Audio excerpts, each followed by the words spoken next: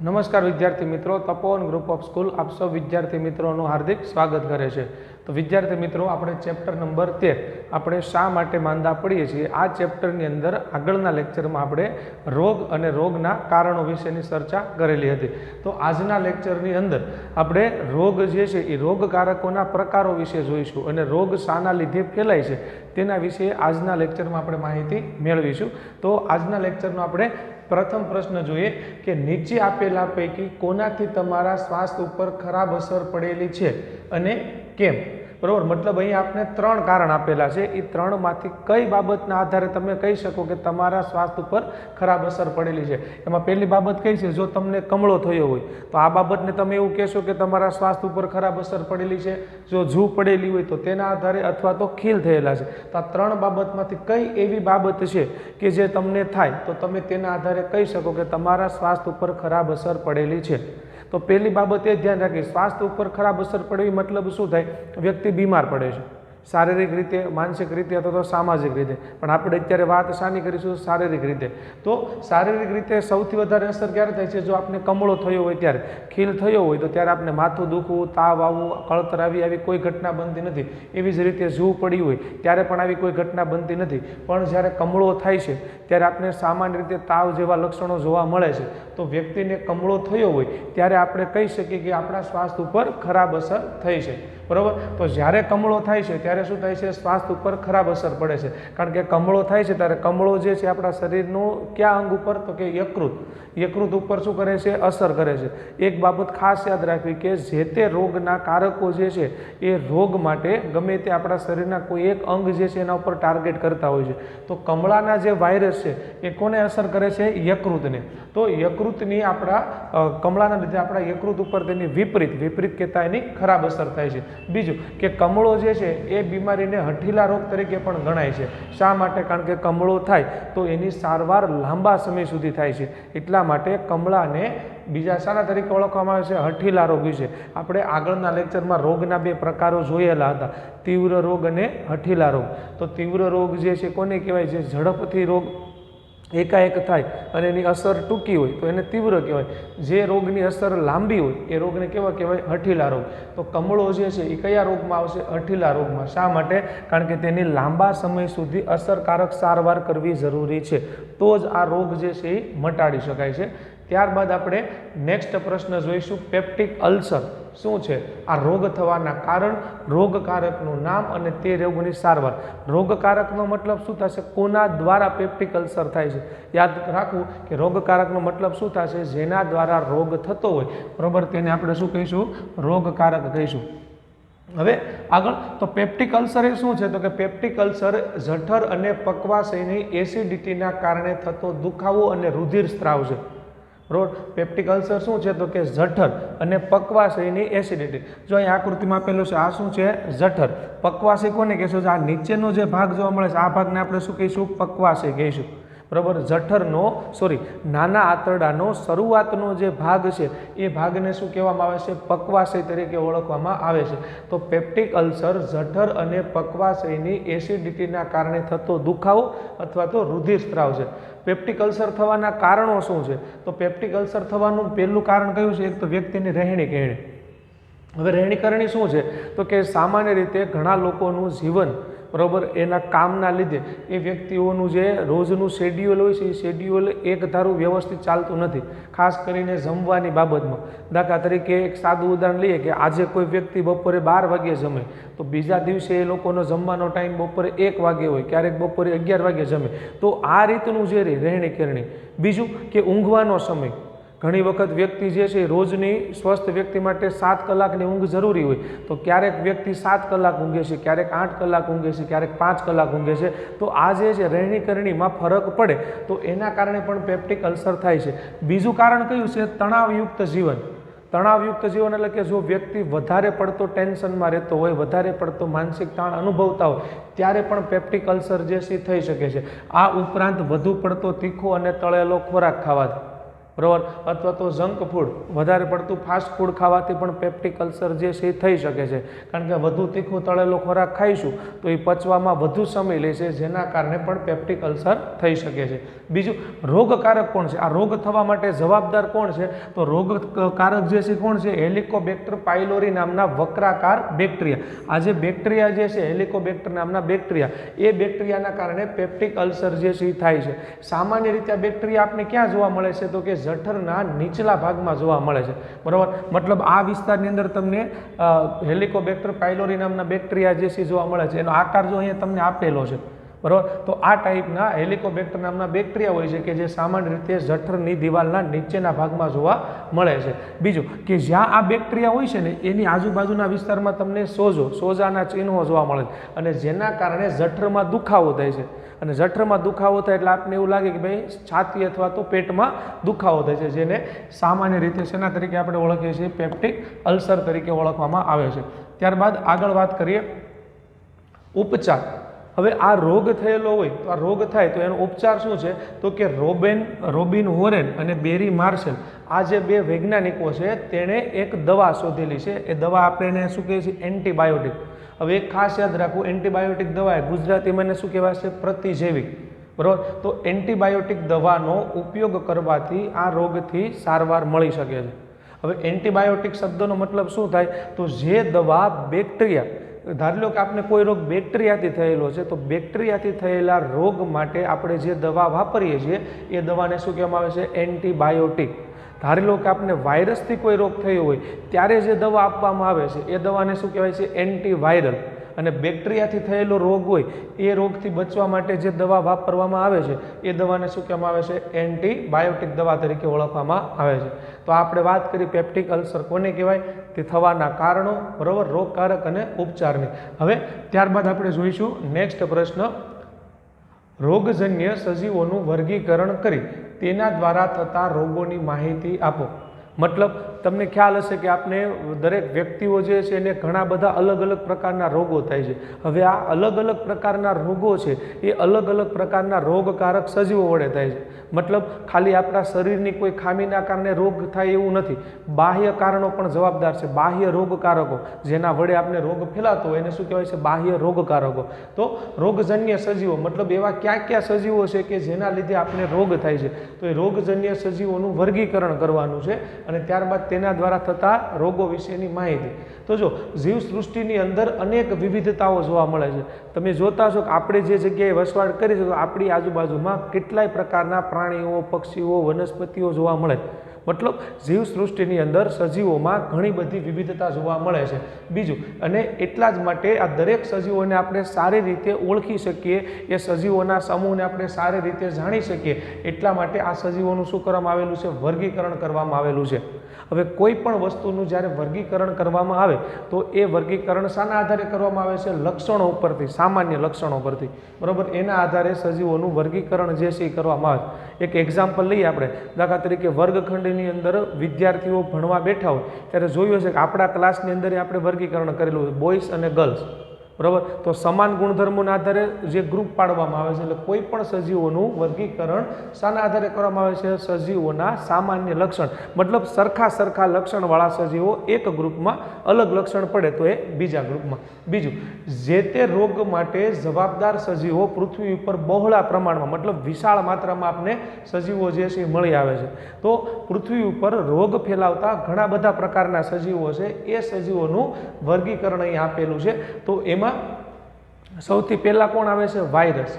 વાયરસની વાત કરીએ તો વાયરસ દ્વારા ફેલાતા રોગો ક્યાં ક્યાં છે? તો વાયરસ દ્વારા શરદી, ઇન્ફ્લુએન્ઝા, એઇડ્સ, કમળો અને હડકવા, આટલા રોગો જે છે વાયરસથી ફેલાતા રોગ છે. અને આ સિવાય અત્યારનો લેટેસ્ટ રોગ કોરોના, બરાબર, એ પણ કયો છે? વાયરસથી ફેલાતો રોગ છે. બીજું, આ રોગ જે છે એ કઈ રીતે ફેલાય છે? તો કે સંક્રમણ કોષ અથવા તો ચેપગ્રસ્ત કોષ જે છે એ કોષમાંથી બહાર નીકળતા સાર્સ વાયરસ. હવે ખાસ યાદ રાખવું કે શરદી, ઉધરસ અથવા તો આ કોરોના જે વાયરસ છે, બરાબર, એ વાયરસની એક ફેમિલી છે. ફેમિલીનું નામ શું છે? સાર્સ.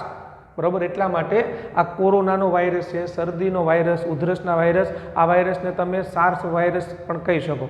કારણ કે એ સાર્સ ફેમિલીમાંથી આવે છે એટલા માટે, બરાબર। તો આ વાયરસનું સંક્રમણ કઈ રીતે થાય છે? ચેપગ્રસ્ત કોષ, મતલબ વાયરસ સૌ પ્રથમ પહેલાં આપણા શરીરમાં દાખલ થઈ અને ક્યાં જશે? આપણા કોષ ઉપર અટેક કરશે, પછી એ કોષમાંથી એવા ઘણા બધા બીજા વાયરસ જે છે એ બનાવશે। એટલા માટે એવું કીધું કે વાયરસ જે છે એ ઉત્પન્ન ક્યાંથી થાય છે? ચેપગ્રસ્ત કોષમાંથી, અને ત્યારબાદ એ શું કરે છે? રોગ ફેલાવાનું કાર્ય કરે છે। ત્યારબાદ બીજો રોગજન્ય સજીવ કોણ છે? બેક્ટેરિયા જે છે એ પણ શું કરે છે? રોગ ફેલાવાનું કાર્ય કરે છે। તો બીજો રોગજન્ય સજીવ બેક્ટેરિયા છે। વાત કરીએ બેક્ટેરિયાની, તો બેક્ટેરિયા દ્વારા ફેલાતા રોગો ક્યાં ક્યાં છે? ટાઇફોઇડ, કોલેરા, ક્ષય એટલે કે ટીબી, એન્થ્રેક્સ અને ન્યુમોનિયા। એન્થ્રેક્સ મતલબ જે સામાન્ય રીતે પ્રાણીઓ દ્વારા ફેલાતો રોગ છે, કે એ સજીવ જો મનુષ્યને થાય તો ખાસ કરીને આપણા શ્વસન તંત્ર ઉપર નુકસાન પહોંચાડે છે અથવા તો આપણી ચામડીને અસર કરે છે। તો એન્થ્રેક્સ ફેલાય છે પ્રાણીઓ દ્વારા, સામાન્ય રીતે પ્રાણીમાં જોવા મળે છે, પણ જો મનુષ્યને થાય તો મનુષ્યના શ્વસન તંત્ર ઉપર નુકસાન પહોંચાડે છે। તો આ જે રોગ છે, આ રોગનું ઉદાહરણ તરીકે જો સ્ટેફિલોકોકાઈ નામના જે બેક્ટેરિયા છે એ બેક્ટેરિયા દ્વારા ખીલનો રોગ થાય છે।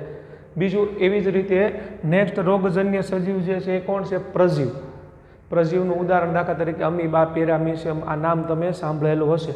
તો એમાં એક કોષીય પ્રજીવ દ્વારા ફેલાતો રોગ કયો છે? મેલેરિયા, કાલા અજર જેને આપણે કાળિયા તાવ તરીકે પણ ઓળખવામાં આવે છે। ગુજરાતીમાં એને શું કહે છે? કાળો તાવ, બરાબર, અથવા તો મગજનો તાવ આવું કહે છે। આ ઉપરાંત નિંદ્રા રોગ એટલે ઘણા લોકોને અનિંદ્રા, બરાબર, રાત્રે ઊંઘ આવતી નથી, સૂવામાં સમસ્યા થાય છે, તે નિંદ્રા રોગ। તો આ જે રોગો છે એ કોના દ્વારા ફેલાય છે? પ્રજીવ દ્વારા ફેલાય છે। એનું એક ઉદાહરણ જોઈએ, દાખલા તરીકે એક પ્રજીવ છે, કયો છે? પ્રજીવ ટ્રાઇપેનોસોમા નામનો પ્રજીવ। આ પ્રજીવ જે છે એ કોના માટે જવાબદાર છે? નિંદ્રા રોગ માટે જવાબદાર છે। જો અહીં આકૃતિમાં તમને અહીં આપેલો છે, આ જે રક્તકણ રહ્યા એની ફરતે અહીંયા તમને જે દેખાય છે આ ટ્રાઇપેનોસોમા નામનો પ્રજીવ છે। આ પ્રજીવથી કયો રોગ થાય છે? નિંદ્રા રોગ। ત્યારબાદ નેક્સ્ટ રોગકારક સજીવ જે છે એ કોણ છે? ફૂગ દ્વારા ક્યાં રોગો ફેલાય છે? તો ફૂગ દ્વારા દાદર, ખસ, ખરજવું આવા જે ચામડીના રોગો છે આ રોગો ફૂગ દ્વારા ફેલાય છે। ઉદાહરણ જોઈએ તો માઇકોસિસ નામની ફૂગ છે। આ માઇકોસિસ નામની ફૂગ જે ચામડીના રોગ ઉત્પન્ન કરવા માટે જવાબદાર છે। આ સિવાય હાલમાં તમે એક નવો રોગ સાંભળેલો હશે, મ્યુકરમાઇકોસિસ। તો મ્યુકરમાઇકોસિસ જે છે એ પણ કોના દ્વારા? ફૂગ દ્વારા ફેલાતો રોગ છે।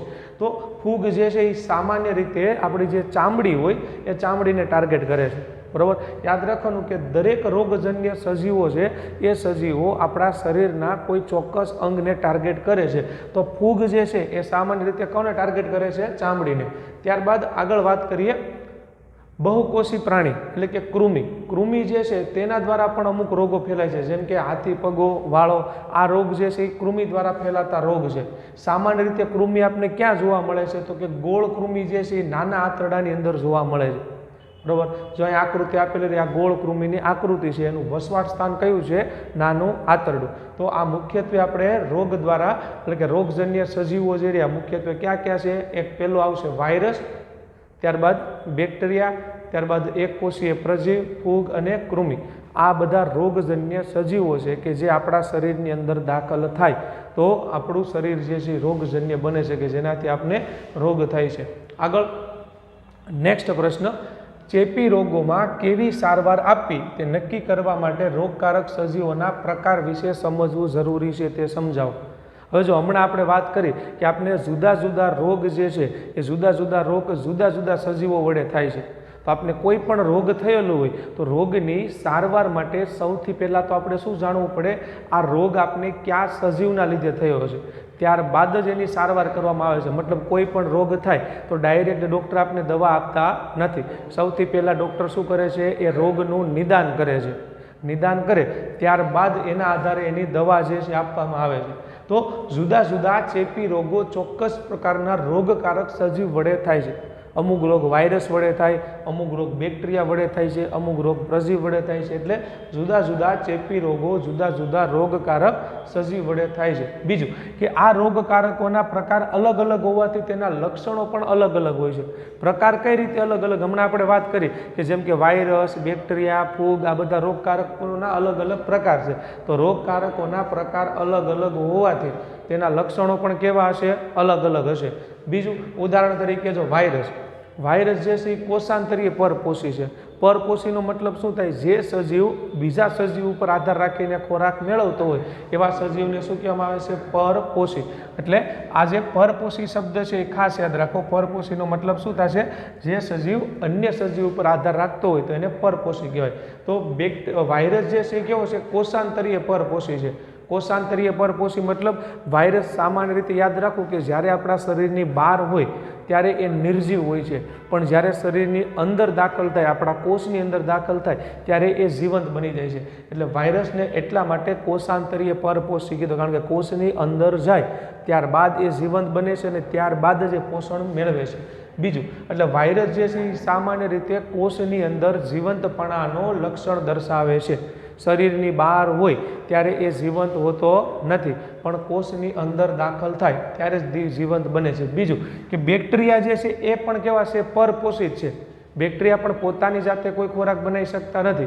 બેક્ટેરિયાને પણ ખોરાક માટે શું કરવું પડે છે? અન્ય સજીવ ઉપર આધાર રાખવો પડે છે, પણ તેમ છતાંય બેક્ટેરિયા વાયરસ કરતાં અલગ છે। શા માટે બેક્ટેરિયા વાયરસ કરતાં અલગ છે? કારણ કે વાયરસ જ્યારે બહાર હોય ને, શરીરની બહાર, ત્યારે એ મૃત હોય છે, જ્યારે બેક્ટેરિયા શરીરની બહાર હોય કે અંદર હોય એ હંમેશા કેવો હશે? જીવંત હશે।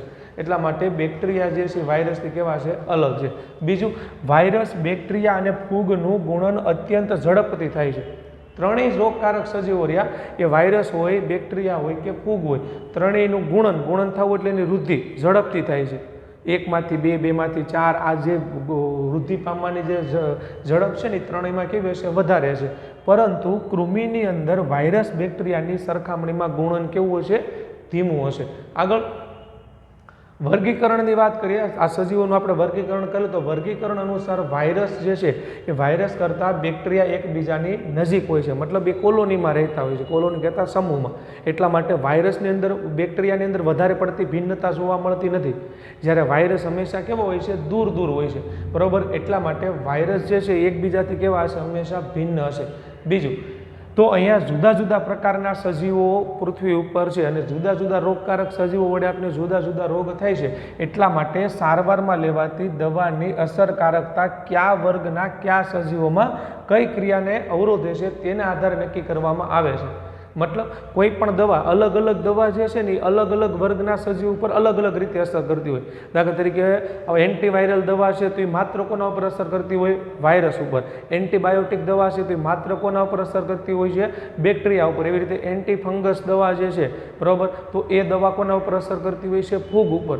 તો જુદી જુદી દવા જુદા જુદા વર્ગના પ્રાણી ઉપર જુદી જુદી રીતે અસર કરે છે। એટલા માટે જો કોઈ વ્યક્તિને કોઈ રોગ થયેલો હોય તો સૌથી પહેલાં એ વ્યક્તિનું શું જાણવાનું? એ વ્યક્તિને કયા સજીવના લીધે રોગ થયો છે એ જાણવામાં આવે, ત્યારબાદ જ એની શું કરવામાં આવે છે? સારવાર કરવામાં આવે છે। એટલા માટે ચેપી રોગોની અંદર કેવી સારવાર આપવી એ શેના આધારે નક્કી કરવામાં આવે છે? રોગકારક સજીવોના પ્રકાર વિશે જાણી અને ત્યારબાદ જ એની સારવાર કરવામાં આવે છે।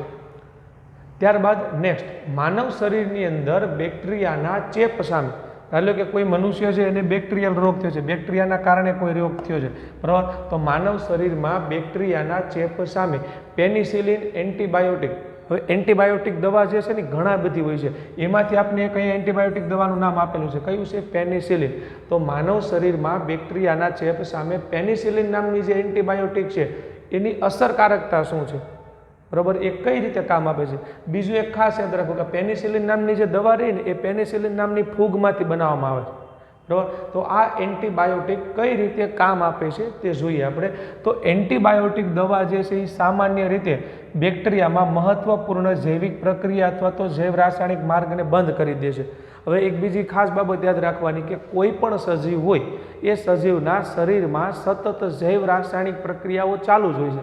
જૈવ રાસાયણિક પ્રક્રિયા મતલબ સજીવને જીવંત રહેવા માટે જે પ્રક્રિયાઓ થતી હોય, સજીવને જીવંત રહેવા માટે જે રાસાયણિક પ્રક્રિયાઓ થતી હોય એ રાસાયણિક પ્રક્રિયાઓ એટલે શું કહેવાય છે? જૈવ રાસાયણિક પ્રક્રિયાઓ। એ જૈવ રાસાયણિક પ્રક્રિયાના ઘણા બધા ઉદાહરણો, જેમ કે પાચન છે, શ્વસન છે, ચામડીનું બનવું છે, શ્વાસોશ્વાસની ક્રિયા, બધી જૈવ રાસાયણિક પ્રક્રિયાઓ છે। તો બેક્ટેરિયાની અંદર એન્ટીબાયોટિક શું કરે છે? જૈવિક પ્રક્રિયા અથવા તો જૈવ રાસાયણિક પ્રક્રિયાના માર્ગને બંધ કરી દેશે, મતલબ આ પ્રક્રિયાને શું કરી દેશે? એ અટકાવી દેશે. બીજું, દાખલા તરીકે પેનિસિલિન ઔષધ જે છે એ બેક્ટેરિયાના જીવ રાસાયણિક પથમાં અવરોધ સર્જે છે, બરાબર. મતલબ પેનિસિલિન જે દવા છે એ દવા શું કરે છે? બેક્ટેરિયાનું જે જીવ રાસાયણિક પ્રક્રિયા છે એના શરીરમાં જીવંત રહેવા માટે જે પ્રક્રિયા ચાલુ હોય એ પ્રક્રિયાને જ બંધ કરી દે છે, જેનાથી બેક્ટેરિયાનું શું થશે? મૃત્યુ થશે. બીજું કે ઘણા બેક્ટેરિયા શું કરે છે? એના શરીરના રક્ષણ માટે કોષ દિવાલ બનાવે છે. હવે નોર્મલી આપણે જોઈએ તો આ બેક્ટેરિયાનો આકાર છે, બરાબર. આધાર લો કોઈ એક બેક્ટેરિયા છે, કોષ છે, બેક્ટેરિયાનું શરીર એટલે આવો કોષ હોય છે, આપણે સામાન્ય આકૃતિ જોઈએ તો આ એનું શરીર હોય છે. પણ ઘણી વખત બેક્ટેરિયા શું કરે છે? તો કે ભાઈ પ્રતિકૂળ પરિસ્થિતિ હોય, જ્યારે એને અનુકૂળ ન હોય એવી પરિસ્થિતિ હોય ત્યારે બેક્ટેરિયા તેના શરીરની ફરતે આવી રીતે શું બનાવી નાખે છે? એક ગોળ આવરણ બનાવી નાખે છે, બરાબર. અને આ ગોળ આવરણ એટલે આને શું કહેવામાં આવે છે? કોષ દિવાલ. એને આપણે શું કહીશું? કોષ દિવાલ.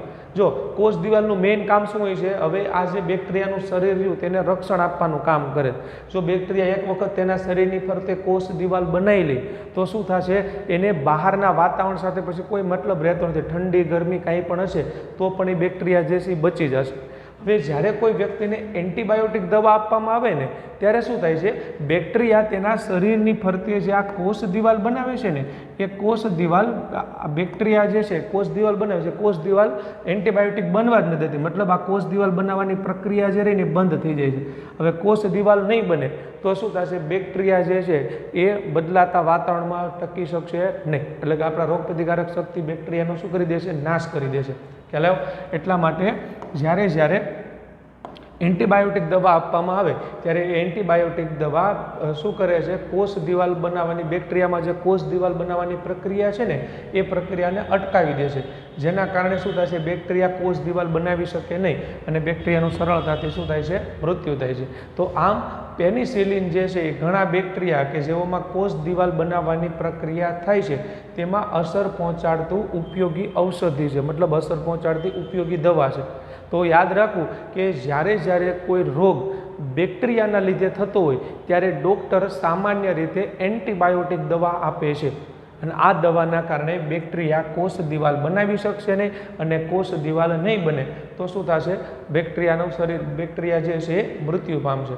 આગળ, શા માટે શરદી ઉધરસની અંદર એન્ટીબાયોટિક દવા અસરકારક નીવડતી નથી તેમ છતાં પણ તબીબ એન્ટીબાયોટિક દવા આપે છે? હવે જો ખાસ એક બાબત યાદ રાખવી કે એન્ટીબાયોટિક દવા જે રહી ને એ સામાન્ય રીતે બેક્ટેરિયાથી થતા રોગ હોય ને એના માટે આપવામાં આવે છે. હવે શરદી ઉધરસ જે રહ્યો ને એ રોગ કોનાથી થાય છે? વાયરસથી. હવે વાયરસથી રોગ થાય છે તો એને એન્ટીબાયોટિક દવા આપવી કાંઈ કામની નથી. આ એના જેવું છે કે દાખલા તરીકે આપણી જે બાઇક છે એ બાઇક પેટ્રોલથી ચાલે છે. હવે આપણે એમાં પાણી નાખીશું તો બાઇક ચાલશે નહીં. ખ્યાલ આવે છે? આપણે જેમ કે જીવંત રહેવા માટે પાણીની જરૂર છે તો આપણે પાણી પીશું તો જીવંત રહીશું, પણ પેટ્રોલ પીશું તો જીવંત રહી શકશું નહીં. તો એવી જ રીતે બેક્ટેરિયાને મારવા માટે શું જરૂરી છે? એન્ટીબાયોટિક. અને વાયરલ એટલે કે વાયરસથી થતો રોગ હોય તો વાયરસથી થતા રોગ માટે સામાન્ય રીતે શેનો ઉપયોગ કરવામાં આવે છે? એન્ટીવાયરલ દવાનો. પણ ઘણી વખત ડૉક્ટર શું કરે છે કે શરદી ઉધરસની અંદર એન્ટીબાયોટિક દવા ઉપયોગી નથી તેમ છતાં પણ તબીબ એન્ટીબાયોટિક દવા આપે છે. શા માટે? તો એ આપણે જોઈએ તો શરદી ઉધરસ જે છે એ શાના કારણે થાય છે? વાયરસના સંક્રમણથી થતી તકલીફ છે. મતલબ વાયરસના સંક્રમણથી આ શરદી ઉધરસ થાય છે. બીજું કે વાયરસ જે રહ્યા ને એ ખાસ એક યાદ રાખો કે વાયરસ કોષ દિવાલ ધરાવતા નથી. વાયરસ જે કોષ દિવાલ નથી ધરાવતા એના શરીરની ફરતે પ્રોટીનનું આવરણ હોય છે, બરાબર. તો વાયરસ કોષ દિવાલ ધરાવતા નથી. હવે એન્ટીબાયોટિકનું કામ શું હોય છે?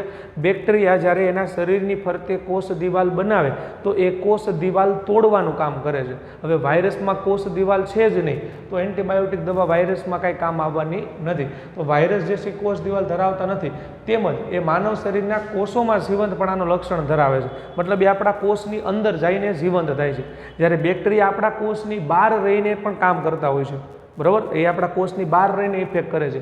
વાયરસ આપણા કોષની અંદર ઘૂસીને આપણે ઇફેક્ટ કરે છે. બીજું કે મોટાભાગની એન્ટીબાયોટિક દવાનું મુખ્ય કામ શું હોય છે? કોષ દિવાલ બનાવવાની પ્રક્રિયાને અવરોધવાનું કામ કરે છે. મોટાભાગની એન્ટીબાયોટિક દવા કોષ દિવાલ બનવાની પ્રક્રિયાને શું કરી દે છે? રોકવાનું કામ કરે છે. બીજું, વાયરસની અંદર તો આવી કોઈ પ્રક્રિયા થતી નથી. શા માટે? કારણ કે વાયરસ જે છે એ કે વાયરસના શરીરની ફરતે કોષ દિવાલ હોતી નથી, એના ફરતે તો શું હોય છે? પ્રોટીનનું આવરણ હોય છે. આથી વાયરસથી સંક્રમિત શરદી ઉધરસમાં એન્ટીબાયોટિક અસરકારક નીવડતી નથી. એટલે જો કોઈ વ્યક્તિને શરદી ઉધરસ થઈ હોય અને જો તમે એન્ટીબાયોટિક આપશો તો એને શરદી ઉધરસ મળશે નહીં, કારણ કે એન્ટીબાયોટિક દવા જે છે એ માત્ર બેક્ટેરિયા ઉપર લાગુ પડે છે અથવા તો જ્યારે કોષ દિવાલ બનાવતો કોઈ સજીવ હોય એને લાગુ પડે છે, કારણ કે એન્ટીબાયોટિકનું કામ શું હોય છે? કોષ દિવાલ બનાવવાની પ્રક્રિયાને અટકાવવાનું કામ કરે છે. બીજું તો આમ છતાં ઘણી વખત ડૉક્ટર જે છે એ વ્યક્તિઓને એન્ટીબાયોટિક દવા આપે છે. શા માટે આપે છે? કે જો કોઈ વ્યક્તિ વાયરસ સંક્રમિત શરદી ઉધરસની સાથે સાથે ઘણી વખત વ્યક્તિને શું થાય છે? બેક્ટેરિયાનું સંક્રમણ પણ લાગે છે. મતલબ ઘણી વખત વ્યક્તિને શરદી ઉધરસ તો થઈ જ હોય છે, પણ સાથે સાથે એના શરીરમાં બેક્ટેરિયલ ઇન્ફેક્શન પણ હોય છે. તો આવા સમયે ડૉક્ટર શું કરે છે? દર્દીને એન્ટીબાયોટિક દવા પણ સાથે સાથે આપે છે. એટલે એન્ટીવાયરલ દવા તો આપશે, શરદી ઉધરસની દવા તો આપશે જ, પણ સાથે સાથે એન્ટીબાયોટિક દવા પણ આપશે. એન્ટીબાયોટિક દવા આપવાથી શું થશે? જો એ વ્યક્તિને શરદી ઉધરસની સાથે સાથે કોઈ બેક્ટેરિયલ ઇન્ફેક્શન થયું હોય અથવા તો બેક્ટેરિયાનું કોઈ ઇન્ફેક્શન થયું હોય તો એ એન્ટીબાયોટિક દવાથી લાભકારક નીવડે. એટલા માટે તબીબ શરદી ઉધરસની દવાની સાથે સાથે ઘણી વખત શું કરે છે? એન્ટીબાયોટિક દવા આપવાનું પણ કાર્ય કરે છે. તો આજના લેક્ચરમાં આપણે અહીંયા સુધીનું જોઈશું. નેક્સ્ટ લેક્ચરની અંદર આપણે આ જે રોગો છે એ રોગોનો ફેલાવો કઈ રીતે થાય છે, કોના કોના વડે રોગોનો ફેલાવો થાય છે તેના વિશે જોઈશું. Thank you.